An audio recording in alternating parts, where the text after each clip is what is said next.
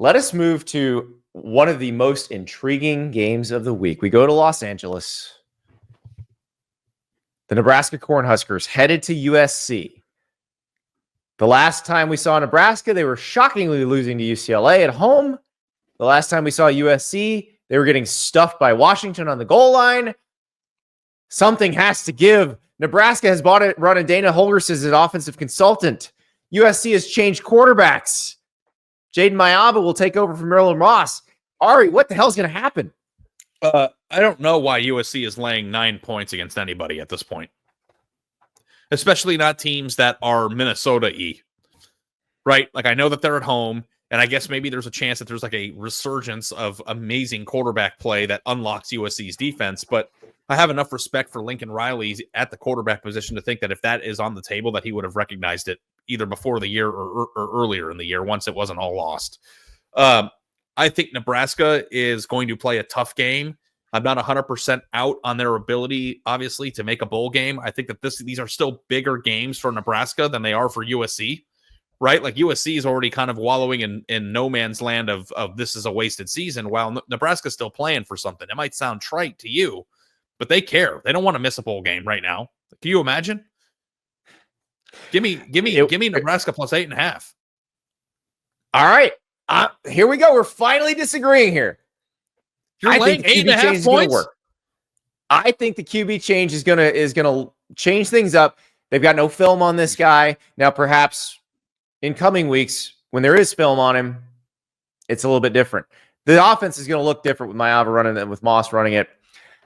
Now, look, do I think it's going to be like when Caleb Williams took over for Spencer Rattler? No, because I think Lincoln Riley would have done it earlier in the season if he thought that was actually going to happen. We're going to talk Panini, the most collectible sports cards on the planet. The Luminance series. You got your NIL cards in here. There's some DJ Lagway action. There's an Arch Manning NIL deal with Panini. Visit PaniniAmerica.net to collect your favorite college and NFL stars. We're going to rip a Luminance pack right now.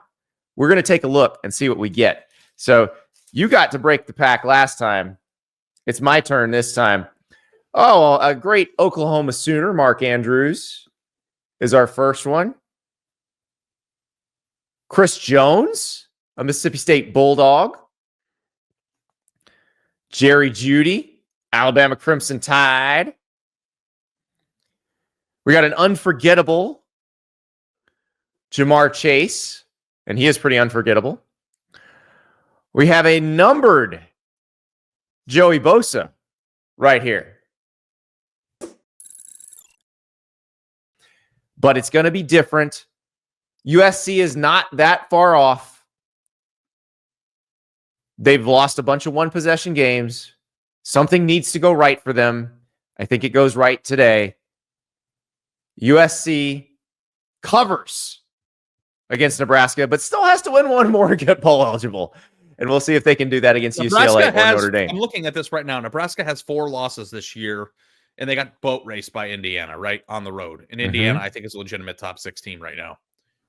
Every other loss, including a road trip to Ohio State, was a one-possession game. And they beat Colorado, which is a really good win. Every single time Nebraska is in a game, for the most part, that you think they're going to lose, it is going to be by one possession. And you're laying 2 right now with a new quarterback. And the other thing I'm trying to say right now is if Lincoln Riley found something in Jaden Mayava and USC beats the crap out of Nebraska and they have some high-flying offense, I am not paying you $1,000. Well, I am, because I make good on my due. I'm going to be sad because it's like, what are we doing? Why would we do this now on November earlier, 11th? Who knows? Why are we doing this now? Give me Nebraska to cover, or sorry, USC to cover. Ari is taking Nebraska to cover. I swear this is not a bit. It is a bit that you're disagree. picking USC, though. You're like rubbing it in my face with this shit. I know you are. I mean, you're enjoying this a little bit too much. The fact that you're just taking USC now that the game's over is just a sad, sad state of affairs. It's a little itty bitty bit, maybe. No, it's more. I just think everything's gone wrong for USC this year, and they need a week where something goes right. Like the the universe doesn't tend to work that way where everything just goes wrong forever. Eventually it comes back around on you. Ask Nebraska about that. I know. I'm taking USC to cover. So you still think that nothing could go wrong forever, except now you're going to continue to put Nebraska in this prison of not able to qualify a bowl for another week? What's wrong with you? I'm just trying to ratchet up the intensity. Nothing could go wrong. Andy quotes, nothing could go wrong forever, except if you're Nebraska. Okay, got it. All right. That's a bumper sticker. I can't wait to see that driving between Omaha and Lincoln. All right.